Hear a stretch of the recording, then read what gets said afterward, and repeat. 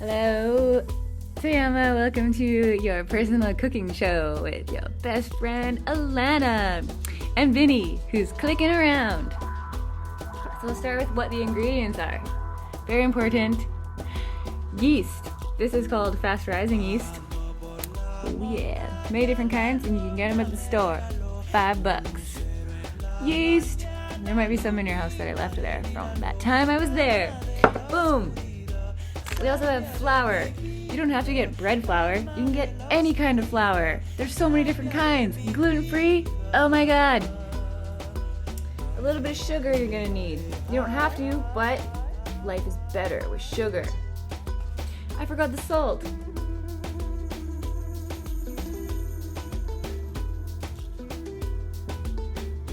If you're gonna put a little bit of sugar in, you should probably put a little bit of salt. Just a bit. You can shake it. Salt shaker. You also need a little bit of oil. This one is sunflower oil, but you can use olive oil or any other kind of oil. Look, there's not very much left. I'm probably not even gonna use all that. It's just a little bit, but I'll tell you how much soon. Now, for the star of the show and the secret ingredient that you don't have to add, but you can, honey. Just makes it awesome. Don't let anyone tell you otherwise.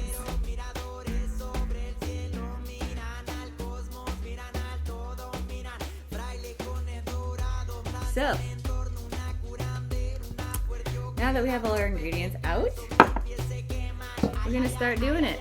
We get a big mixing bowl. I know you got a mixing bowl. Who doesn't? And then we start with our yeast. So, I do it kind of renegade. I just pour things in, but I'll tell you a recipe as I go. So, a little bit of yeast. Just a little pile of it, like that. So it's like maybe a tablespoon and a half of yeast. Woo! Makes that shit rise up to heaven. And then we got, I actually measured it. I decided, usually I just pour it right in, but then I like poured it right in and then unpoured it, and it was about a cup of lukewarm water. Sometimes I just use my old tea water, like not the stuff that actually has a tea bag in it, but like if there's a little bit of hot water left. And then now you got a little bit of yeast and a little bit of water, and it smells not good, so that's not very exciting yet. At this point, I usually free pour about a tablespoon of sugar in, but it's up to you. Everybody likes something sweet. Sometimes you're not in the mood, so that's what I'm saying. You gotta get creative. That time I just put a little bit because I think we're gonna eat it with spaghetti, and I might put some garlic in it, so not too sweet. That was actually probably more like a teaspoon. Speaking of teaspoons, this is a really good time to start stirring.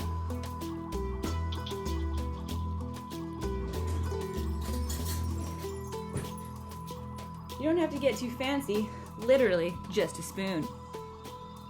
On that note, sounds easy to make bread, and it is, but you do need to let the yeast take form. Sometimes I don't. Sometimes I just cheat and throw it in the oven right away after I mix all the dough up. But if you let it rise for about an hour, things go way better. So the truth is, secret's safe with me. I'm still in my pajamas, making my dough before I get in the shower. Cause then you make the dough, let it rise for about an hour while you do your thing, get pretty, and like that. So now I'm just like stirring because it gets a little bit chunky. You'll notice a little bit of yeast chunkies. It's just annoying, but you just have to stir it up a little. You don't have to like try too hard though, because eventually I think the sugar actually helps dissolve it. If I had a problem, yo, I'd dissolve it. Check out my yeast and my DJ resolves it. Ice, ice, baby. Bum bum bum ba-da-dum, pa-pa. Vanilla.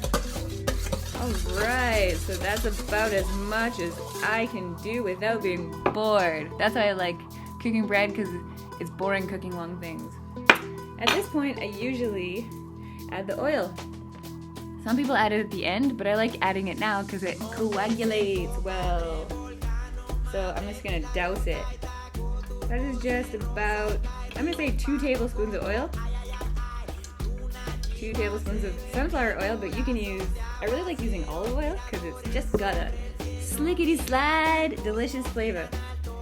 A couple of turns with the spoon, never hurt nobody. Alright, so that's all the wet ingredients, isn't it?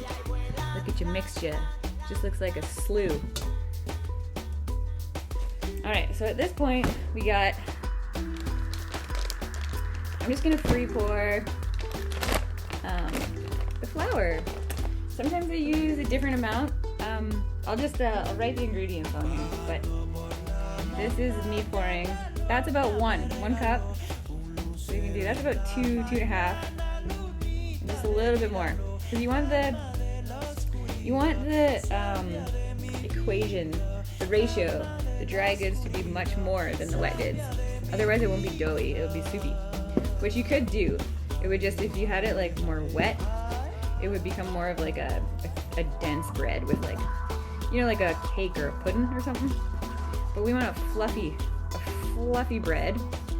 So now it's like, looks like this. So at this point where it's still not really mixed yet, I like to add the salt. Just like shake a bunch of salt. I'd say like a teaspoon. But salt is really delicious, so you can have as much salt as you want. Don't let anybody tell you how much salt to put in or not. Especially not me. So then it looks like this. It's like, it's still soft, you know? And it's about to get doughy. So then you stir it up a little, which is super fun. And then you gotta get to the point where it's like a consistency of not very together. It's like that. It's like falling apart-y. But it's good if it's like that. Because if you did it renegade like me and it's still too like wet, which it could be, you can just add a little, here, actually it could be a little bit too wet, so I just for bravery points, you just go, ha, sucker. And then, at this point you just knead it. What do you think they call it kneading bread for? You do it, it's actually real. Grandma knows, or Bubba, or Amma. The women from Italy, what are they called? Grandmas from Italy. Oh man, they were born kneading bread. And it's so awesome. And then, gotta have a dough. You know? The dough of life. What is the dough of life? What is the bread that holds you together? Well, today it's actually bread. But maybe it's just toxic-free relationships to cooking, or relationships in me and my dog. You know, I actually just feed Vinny bread because I cooked it myself with love. And he says, I think that one was a really good batch. Pretty much every time. So what I'm saying is, you can't lose. You can't lose out on it. If you misunderstand the recipe, it's still gonna be delicious. Just like if you fuck up your whole life, it's still gonna be awesome. It's just gonna be messed up. So, I do it with art too. I mess up on a painting, and then you know what I usually do? Just keep messing it up even more until you're like, oh, this is crazy. You could probably do that in your garden if you had like just a strange assortment of flowers that you didn't understand. You say, you know what? I'm gonna add more random flowers just to make it like a chaotic mess, and then your chaotic mess turns to awesome. Actually, you did do that when you had that patches where there was no grass and stuff, and then you had those dirt piles, and then you freaking planted flowers in them. It's like, you can't plan as awesome as random things. It sounds like I'm being really deep and spiritual, but I'm actually talking about bread and fucking up the recipe and how it's okay if you do. So eventually, my friend, and it doesn't have to be perfect, little chunkies falling off, but that's okay, because this isn't the time for perfection. This is the time where you let the ball of going to be soon bread rise for about an hour while you go make yourself awesome. Have a cup of tea. Call me. Have a shower. That's what I'm going to do. Go to the grocery store. I'm going to do that too. And then when I get back, and then there's always little chunkies at the bottom. So it depends what you want to do. You could like just throw throw it away, or you could add it in and keep kneading. So, anyways, and then you make a ball. That is a ball of dough. You know what I like to do for the hour where it rises? Just put it right in whatever you're gonna cook it in. Probably some grandmas, and I would have to say I sometimes grease the pan. So let's grease the pan. I'll just put that right on the freaking table. I don't really care. So I'm just gonna do it like this. My hands are clean. Well, actually they're pretty floury, but like that's the point. There's gonna be more flour. So just a tiny, tiny bit, just like the end of that bottle, and I just like wipe all the grease. It's not grease, it's sunflower oil on the bottom of the pan. You know what happens half the time? It still sticks. So I don't know. Maybe I'm not the best. Maybe by the time I'm a grandmother, I'll know. So you just stick it in there. It's just a ball. You could, if you had like a bread pan, that might be good too. You could stick it in the bread pan. But since there's yeast in that stuff is gonna get bigger in there. So I'm just gonna cover it. Your favorite grandmother would probably put saran wrap over the top if you don't have this scenario. I'm just gonna do that. And then I'm gonna go get myself all ready. And there's gonna be more to the show in about 1 hour. Put it in the video. This is gonna be 2 seconds later.